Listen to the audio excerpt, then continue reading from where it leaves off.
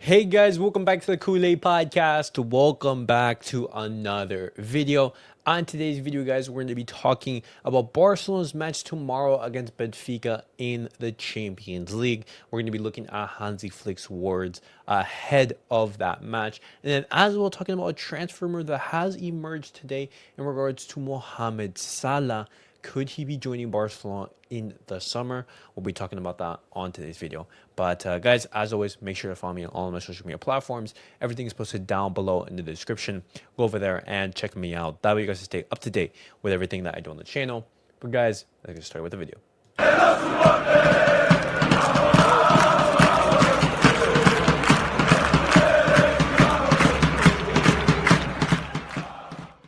All right, guys, let's get started with the video and let's talk about the words of Hansi Flick in that press conference ahead of tomorrow's match against Benfica.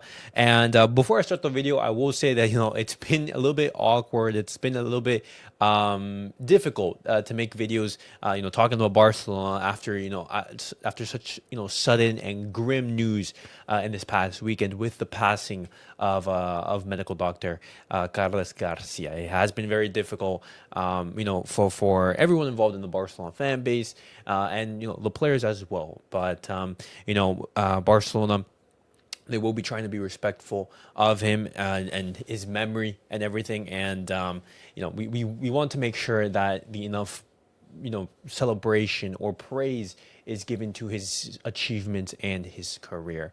But looking at the words from Hansi Flick, guys, he actually starts off by talking about the passing of Carlos Garcia. He says, "We will miss Doctor Miñarro, but sometimes that's life. We want to play for him. In this situation, it's very important to win for him."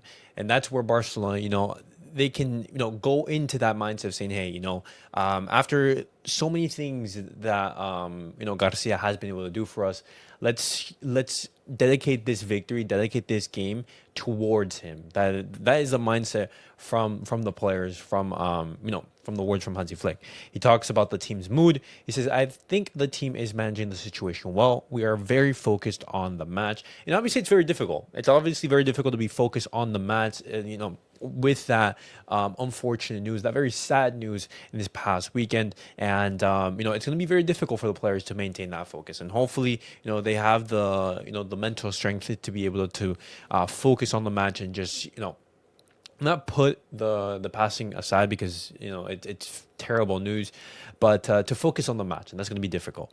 Hansi Flick talks about Benfica. He says it's all about positioning. Good possession helps us a lot in both in attack and defense. He talks about Szczesny. He praises Szczesny.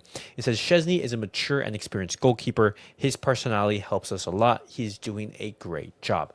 And tomorrow's match, it's going to be completely different to the reverse fixture, the first leg.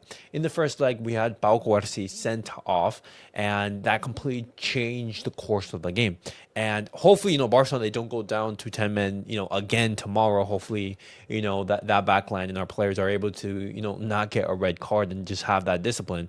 But it's going to be a very different game. Barcelona, they are going to be much more attacking. Benfica, we know their game plan. They're going to try to hit Barcelona on the counter, exploit the space that Barcelona leave in behind. And with Cubarsí, suspended for the match, you're going to have Ronald Araujo in that back line.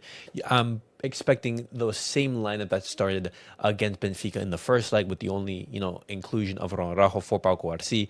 And so that strong lineup, even though that they were rested in the weekend, they weren't 100% rested. The mental fatigue and the mental exhaustion from that, very sudden news, it is going to play a factor. And it's going to be interesting to see how Barcelona, they do handle that tomorrow against Benfica. Hansi Flick talks about Di Maria. He says, "I won't talk about players who won't be here. He is a fantastic and dangerous footballer despite his age." And Di Maria, he will not be part of Benfica's squad tomorrow, as he has, he was a doubt for the first leg, and he continued to be a doubt for the second. He has been ruled out, and that is a player that Benfica will not be able to count on.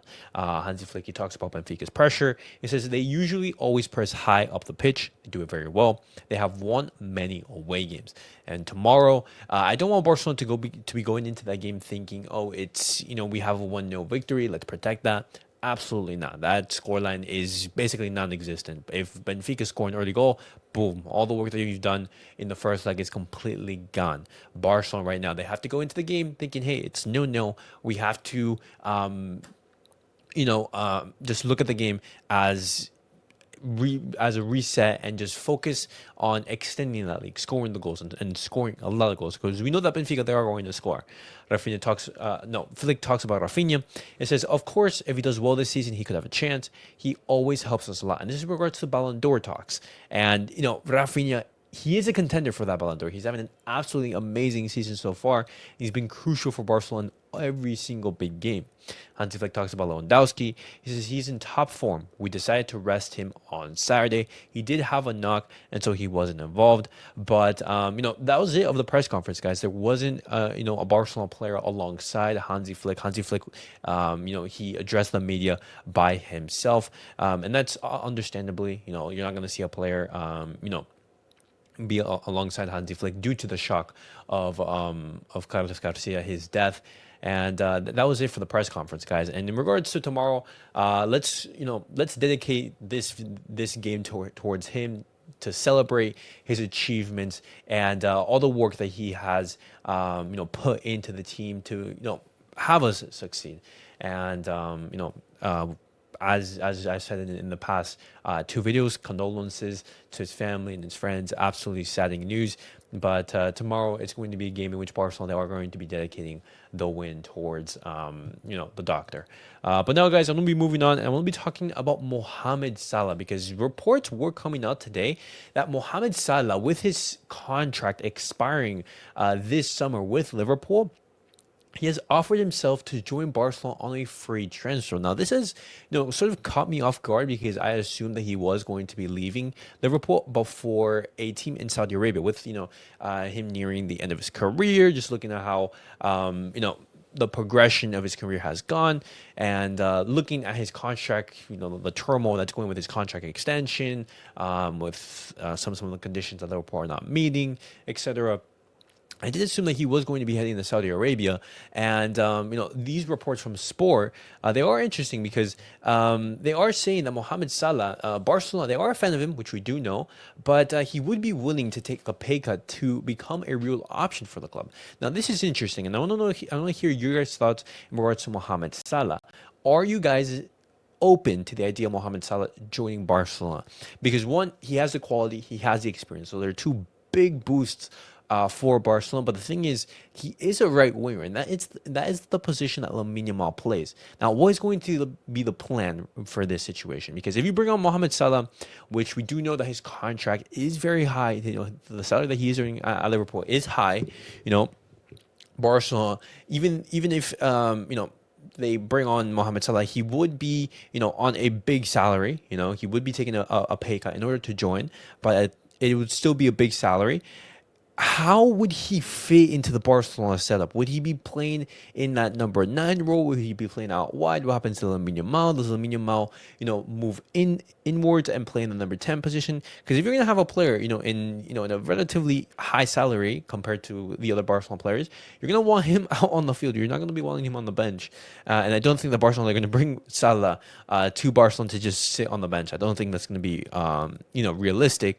And so, what is going to be happening with the squad? What happens to that front line? It's going to be an interesting experiment, but I'm completely open to Mohamed Salah coming to Barcelona. Absolutely amazing player, one of the best players in the world this season, and I want to hear your guys' thoughts in regards to that. What do you guys make of this Mohamed Salah situation? Apparently, he is willing to take a pay cut, but how much would that be, and where does he fit into this team? I want to hear your guys' thoughts down below in the comments. And as always, guys, make sure to like, subscribe, and comment, and I'll see you guys all in the next video. Peace out, guys.